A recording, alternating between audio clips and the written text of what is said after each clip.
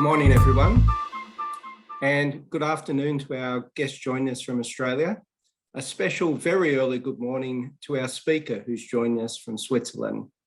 I'd like to welcome you all to AustCham Thailand's webinar on enhancing mental wellbeing in a changing world.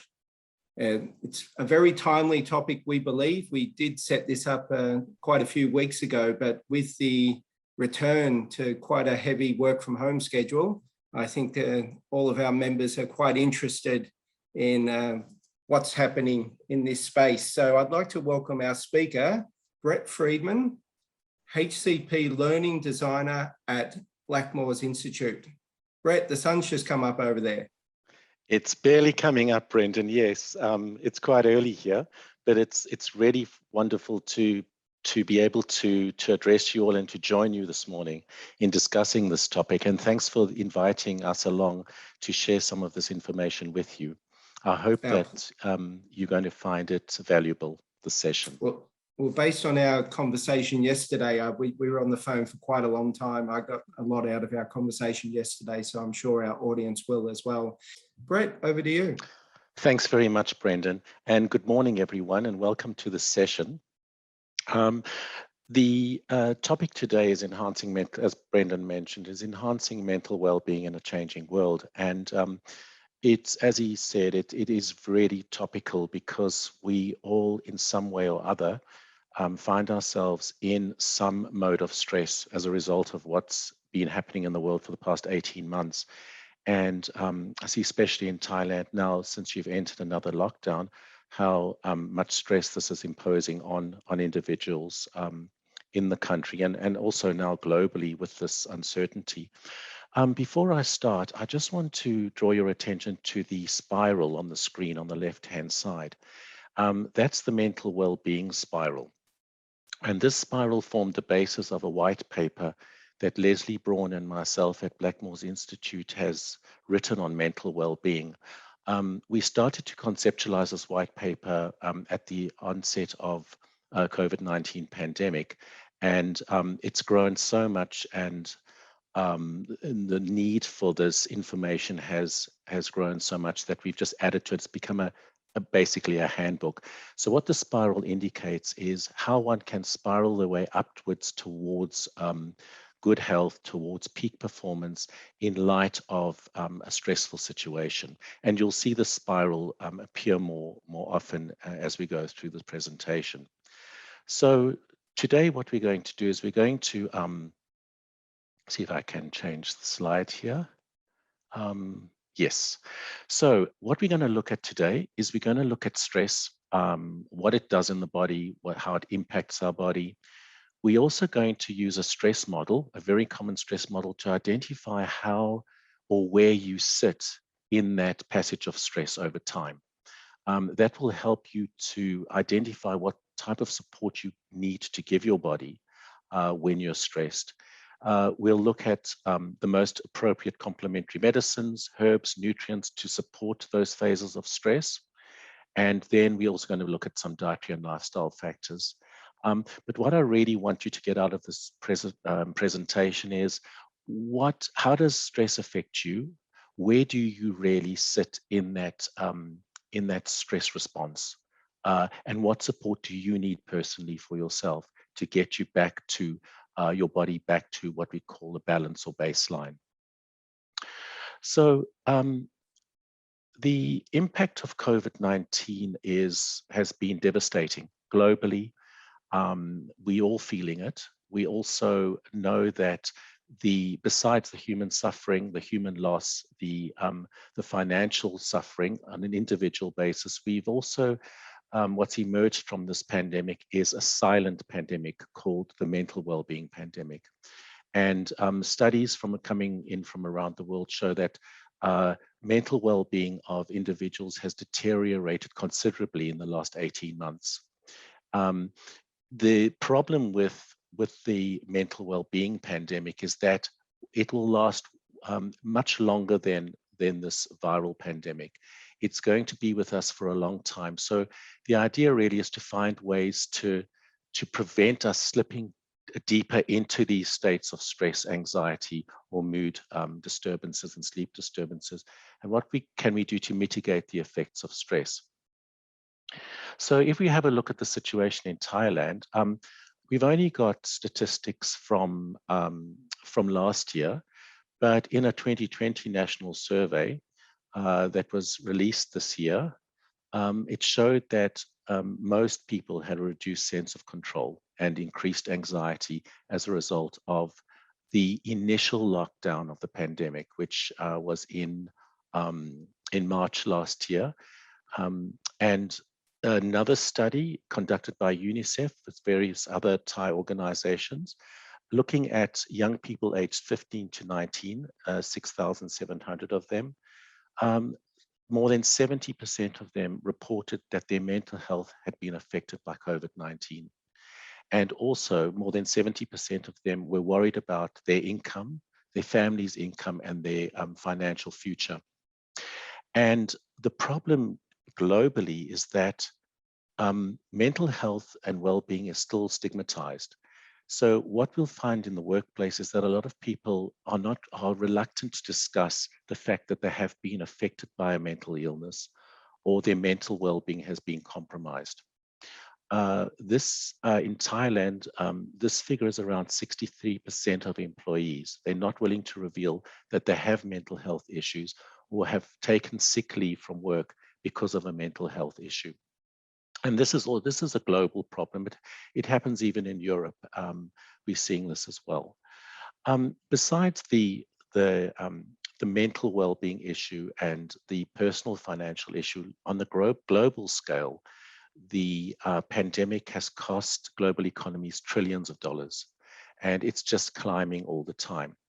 So in Australia, we're working with organizations with this white paper that we've produced, which I'm going to share some of the content with you today, on what they can do for their employees to mitigate the effects of stress and prevent them from slipping into those mental well-being and health issues that force them to take off work.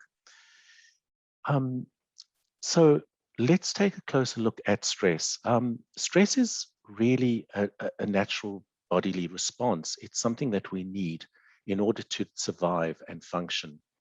So it prepares us for activity. It prepares us for action. It's normal. We should embrace it when it happens. And in many cases, you'll find that it helps you. So in what I'm saying here, stress can be positive or negative. Where it's positive, it's when you need to perform. If you're an athlete or if you're a performer, if you're a musician, you need to get that adrenaline rush to prepare your body to perform well. And that's positive stress. Stress becomes negative when it goes on for too long and the body stays in a constant mode of stress production, meaning it's producing adrenaline all the time. It's producing cortisol, another stress hormone, and various other stress hormones that flood the body. And the body can't go back in and mop up these hormones and clean it up. They just stay there. And this is where the problem comes in. And as a result of the COVID-19 pandemic, we do find ourselves in this perpetual stress mode, which we're going to talk about in a second. Okay, so stress can also be perceived or real. So perceived stress is how you personally handle stress or perceive stress. And that is will differ for different people.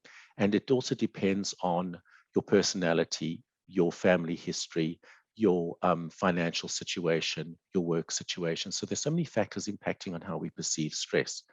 And I'll talk about a way you can assess your own stress state or perceived stress state in a second. And then there's real stress, and that's stress that people experience together if they're in a stressful situation, for example, a war or the COVID-19 pandemic. Those are real stress situations. And as I said, stress, if it goes on too long, it can underlie and does underlie conditions such as anxiety, mood changes, and sleep disturbances. And if you spiral onwards down into through the spiral of stress, you can actually arrive at those stressful, those clinical conditions of depression and anxiety. All right, so in order to put stress in more perspective for you, or chronic stress, I want to discuss a model of stress that's very common. It's been around for around 60 years and has been adapted, but this, I hope, will help you to identify where you sit personally in that stress, in that progression of stress, and what you need to do to actually reverse that and bring yourselves back to base level. So what we have here is the stress response graph. And to start off with, what happens is if we're faced with a stressful situation, we go bungee jumping, or we're faced with some bad news, or we have a shock. What the body does, it produces what we call the fight or flight stress hormone response. So this is that green arrow, the first green arrow dip. And this is the normal stress response. And it shows that the body is coping with the stress. It produces adrenaline and cortisol, and it helps to return the body back to normal, which is that dotted gray line, and the second green arrow there. And the body should return to normal. There should be no after effects unless the trauma has been very great or gone on for too long. That should be easy for the body to cope with. But what happens when the stress continues and you're faced with more and more stress? You go into what we call the alarm phase of stress. And for any of you out there who may be sitting in this phase, what some of the symptoms or what some of the highlights of this phase are is that you go, go, go. You have to keep going. You've got no time to stop. You've got to get things done. You never get sick. You live on caffeine to keep going. You're hyper alert. You may feel a bit of edginess or restlessness. You could be agitated. And that's a clear sign you're tired but wired. That's another common symptom. And it's clear that you're in that state and that you need to do something to support that stress response, because that's all adrenaline that you're functioning on. And it's adrenaline that the body's keeps producing. Followed, of course, by another stress hormone called cortisol, which we're going to discuss now in the next phase. And as you start to get towards the end of this alarm phase and the stress response plateaus out into what we call the resistance phase of stress, you start to show signs of, I don't feel as good as I used to. I've got more fatigue.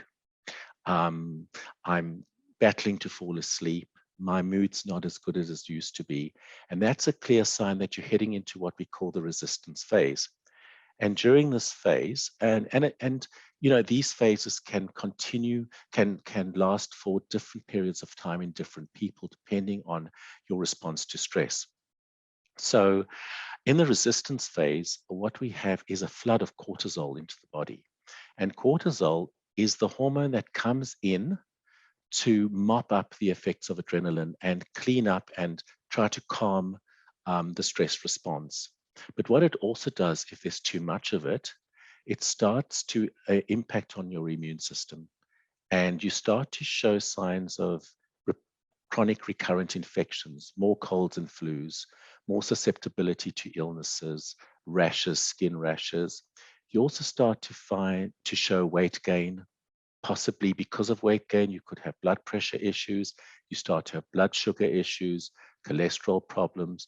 So that's all related to that excessive production of cortisol when the stress response is left to do its own thing and is not controlled or supported. And then if that continues, we get into what we call the exhaustion phase, where the body the stress response just can't cope. And the body goes into what we call exhaustion or burnout phase. And some chronic illnesses are linked to, studies show that chronic illnesses like chronic fatigue syndrome, fibromyalgia syndrome, type 2 diabetes, hypertension, all these chronic degenerative conditions are linked to stress. And this is how this progression of stress is a good way to show how it's linked. So if any of you out there can identify with some of these phases that you may fit in, then that's a good start, because what we can do next is then look at ways of how we can support each phase. People in this alarm phase, because they go, go, go, and they've got bounds of energy usually, they do have bouts of fatigue or irritability, but they don't think they need any support. They feel that they're fine, they're functioning well, they're on top of things, but that's not true. What's happening underneath in the body physiologically is that the stress is depleting a lot of their nutrients, particularly B complex vitamins, vitamin C, and coenzyme Q10. And these nutrients are builder nutrients. These are foundation nutrients for our stress response. And we only realize that they're gone or we're depleted if they're not there. And when we get towards the end of that alarm phase where we start to show the symptoms of stress, like mood changes and sleep disturbances. So those important builders need to be there. Diet can also impact on the presence of those nutrients. If you're not eating a good diet, you're not going to be getting those B complex vitamins or multivitamins. And also certain medications can impact as well. So what's important in this phase is to look at a multivitamin, a good multivitamin, a good B complex, and we'll discuss why these are necessary in a second. We're also looking at when you get towards the end of the alarm phase and you're starting to show sleep disturbances or mood disturbances or anxiety, what other herbal interventions can we use? Herbal ingredients or other nutrients that can help to get on top of the symptoms of anxiety or the symptoms of sleep disturbance in this phase. And then we also, researchers shedding light on probiotics, which are those healthy, beneficial bacteria and microorganisms in our gut, and how they play a role in our stress response. And they're finding as well that probiotics not only strengthen the immune system, but also can assist with mood and stress. So there's also studies coming out in the elderly on their response to vaccination, particularly influenza vaccination. Those that take probiotics respond better to vaccination. Just on that topic, on vaccination, people who take vitamin D supplements and zinc supplements also respond better to vaccine programs because they're supporting their immune system. But we'll talk about that when we get into the resistance phase now.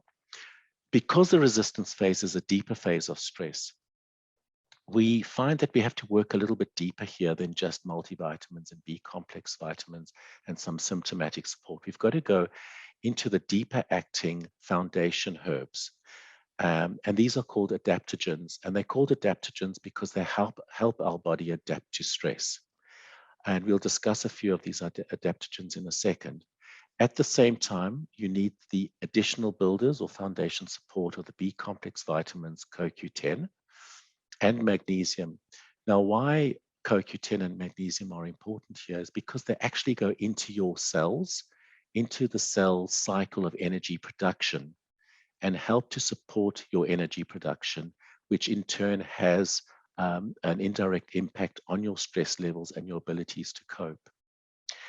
And then, of course, because you may have some chronic immune issues in this phase, like recurrent colds and flus or rashes, etc., you need to also look at addressing your immune system by using interventions such as zinc, vitamin D, vitamin C, and echinacea. Or if you have mood disturbances, you'd look at using St. John's wort, or sleep disturbances. We'll cover that in a second, but you'd look at using herbal extracts like valerian or skullcap or passion flower. And magnesium in itself is also has sedating and calming effects in people that are deficient in it. All right, and of course, in both of these phases, you need to look at diet and lifestyle. And then finally, we've got the exhaustion phase. This is when stress becomes clinical.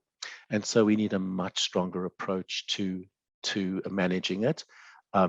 Sometimes conventional medication might be necessary, or drug therapy may be necessary to support this as well. So at this stage, I don't see any questions, but if there are, Brendan, please feel free to pass them on to me. So what I'd like you to do is just identify where you sit in these, in this graph. And it's not one person fits in a box. It's I can be at certain stages in this phase, I could be in another phase. It could vary depending on your situation. But it is good to identify where you are, because then you know exactly what support you'd need to shift you back to this gray dotted line, which is the baseline of stress here. All right, so out there in the market, there are, let's just see if there's some, yeah. Yes, you will get a copy of the slides, of course. Thanks for that question. Definitely will get a copy of the slides and presentation. You'll also get a copy, hopefully, of the perceived stress scale, which is a way to assess exactly how stressed you are. And it's the quickest way. It's 10 questions. It's a personal assessment. So it's a self-assessment, and it goes through what sort of lifestyle experiences or changes you've experienced in the last month. And even without your knowledge that you might be stressed, it will rate you on a scale of 1 to 40 of low stress, medium stress, and very high stress. And this will help to put stress in a little bit of perspective for you. It's an objective, it's a subjective, but at the end, it is objective as well in helping you to identify where you sit in the stress response. And I think one of our team will be able to get these assessments to you. These assessments are available online as well. There you can do them digitally. So there are ways that you can do it, and it's a quick and good assessment to do. Yes, you'll get the checklist, and also the white paper that is being published at the moment and will be available next month. Will have all this information, and you'll just have to access the Blackmores Institute website, and you'll get all this information as well on the various tests available and everything that I'm presenting in this presentation. All right, so let's look at some solutions. So if you found yourself in one of those stages or phases of stress, what do you need to do to support your bodies? So we're talking about the foundation support, which are the builders, which you will all need in the first phase of stress. And then we've got the boosters. These are the symptomatic interventions that you use if you're feeling that you just have sleep disturbance, you're feeling mood disturbances, or you're experiencing anxiety. So just to put it in perspective in another way, the blue bar on the bottom, this is the foundation support, and it just shows that you have to use these foundation builders long-term. So the evidence shows that you need to use them for at least 3 months to get the full benefit of them. And I'm talking about the B vitamins, multivitamins, magnesium, coenzyme Q10, those strong builders, and the adaptogens, some herbs that we're going to cover in a minute.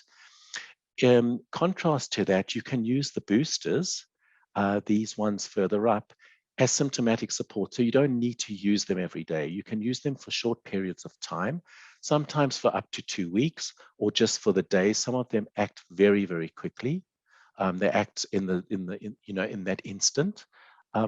They can take a few days to work, or you can use them ongoing for up to sometimes a month before you need to give them a break, because some of these do show a drop-off in effect if you keep them using them too long, and you don't want to do that. You want to use those foundation support remedies to actually get your normal stress response back. All right, so basically just to support the stress response, we're looking at the B complex vitamins. Now, they're both builders and boosters. So they work quickly and they work in the long term. And they're indicated, if you can see these icons here, they also help to calm you and they give you energy. All right. And what's important to note with B complex vitamins is that you need to look at the manufacturer's recommendations to use them, but also look at the content of B5 B12 and B2. They need to be in good levels in order to have an effect. So we're looking at, for example, 50 milligrams of vitamin B5, which works in the cell cycle of energy production. We're looking at a good complement from 50 microgram of vitamin B12 and say 20 to 50 milligram of vitamin B2. So it's really important to choose a good multivitamin formulation. Okay, Peter, so the foundation support, which we're talking about now, up to 3 months you can use them. Generally, multivitamins can be used for longer, so B-complex and multis for longer, up to 6 months. But what we're saying here is you need to get a response after a month to 3 months. If you're not, then something else is going on.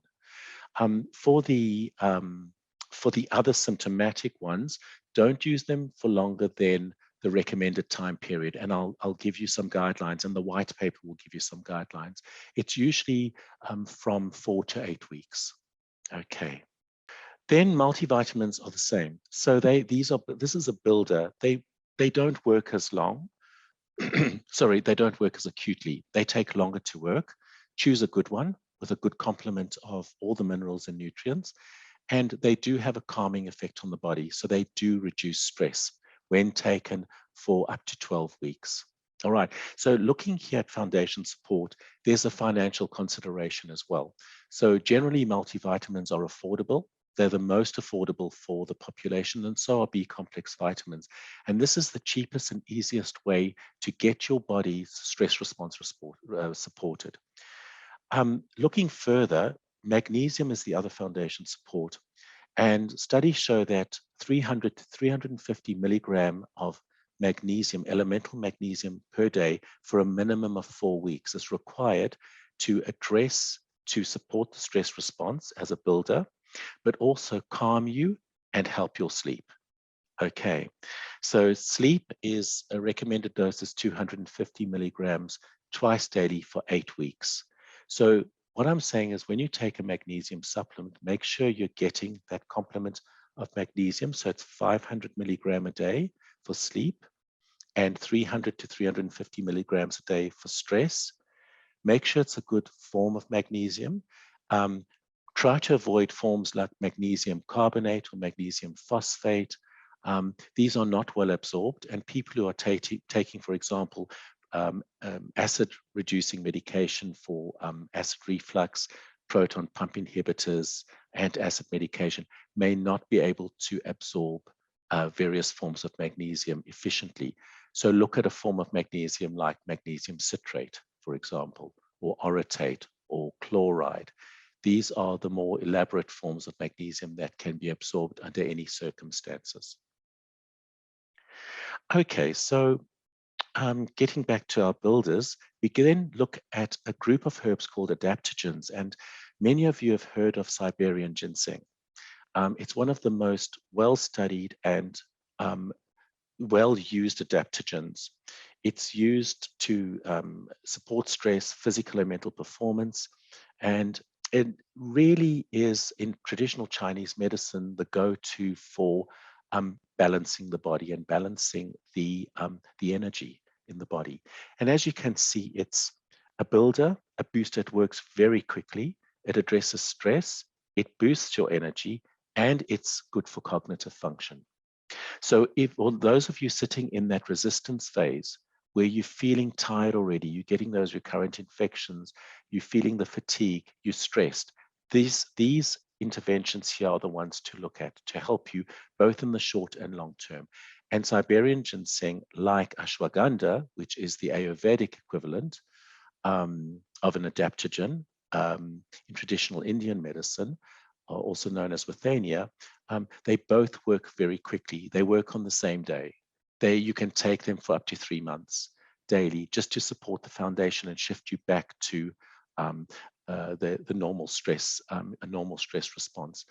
With ashwagandha, it's different to Siberian ginseng. It's calming, it helps you to sleep, and it also is indicated for cognitive function. So it's slightly different to its action with that Siberian ginseng has. So the one is more of an energy support, the other is more of a sleep support and calming support, but they both act very deep, have a very deep action. Other adaptogens to consider include extracts like rhodiola, schizandra, and tulsi or holy basil, which I believe is the Vietnamese or Asian basil, which is used in cooking as well. I've used holy basil as an adaptogen, and I find it absolutely fantastic for me. And this is what you'll find for yourselves. One works better for you than others, but sometimes complexes of them work very well, where the synergy works together. Then when we look at symptomatic support, and I know we're running out of time, I'm sorry about that. We're looking at, for anxiety and insomnia, you can consider skullcap, passionflower, and valerian.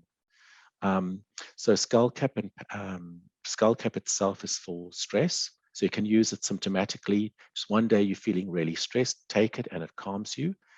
Passionflower and valerian can be used for sleep. If you've got sleep disturbances, you can consider them. Take it a half an hour before bed, and it helps you to sleep. It helps you get you to sleep, and they help promote sleep. But also consider other ingredients such as kava, saffron, magnolia. There are various others, and you'll find this information in the white paper that will come out next week. Diet and lifestyle, of course, are very important.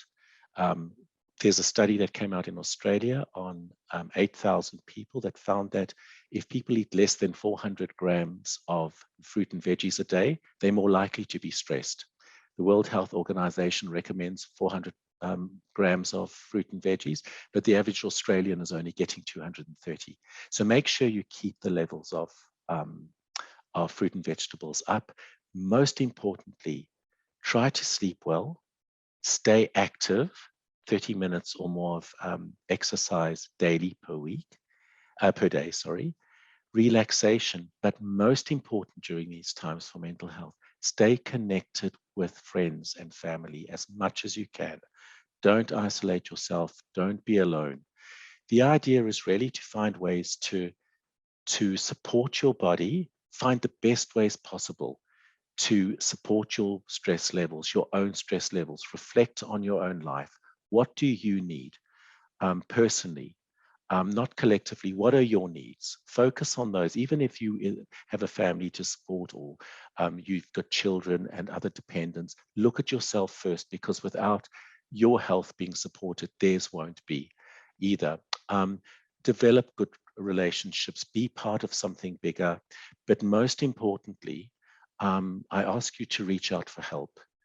To organizations if you need it, or for counseling if you feel you're at that stage, because that will help to add another dimension of support that you'll need, to stop you from spiraling downwards into those more clinical states. All right, so as I said, the Mental Wellbeing Essential Guide to Using Herbs and Natural Supplements will be available. It actually will be released in September ahead of a symposium that we're running in September, and it will be available on the Blackmores website. So just some take homes for you. Identify where you sit in that stress response. There are remedies that you can do. There are things that you can do, in a cheap way, an effective way to support your stress. If it's deeper, then, go a little bit deeper. Identify those states for yourself. Keep active, maintain those social connections, connect with nature, and reach out for help if you need any help as well. John, the alarm phase, probiotics. Okay, so no, it means we're not getting enough. So the likelihood that your probiotics are insufficient in the gut because of diet, because of stress, is likely very high. So what I'm saying is that the probiotics is a way to restore, very basically, another brain connection that your body has with the gut. It's so important, and we likely don't have enough. So you can get it through supplements, you can get it through food, but definitely look for those probiotics known as psychobiotics. Okay, and the psychobiotics are the ones that we need to be looking at to support our stress response. Okay, so I hope that we've come to the end of the presentation. I hope that you found it valuable. Brett, thank you so much. I certainly found it quite valuable. As we discussed yesterday as well, the importance of staying on top of, I like the way you termed it as well, mental well-being is what we're looking at, and taking a very proactive prevention approach as opposed to a cure a bit later on. So I'm sure the audience got something out as well. Another question's just come in, Brett. Yes. I thank you, sorry. From Peter Ball. Thanks, Peter. Oh, thank you. And in thank the you, chat from Kumpatamaporn, I thank you as well. Thank you very much.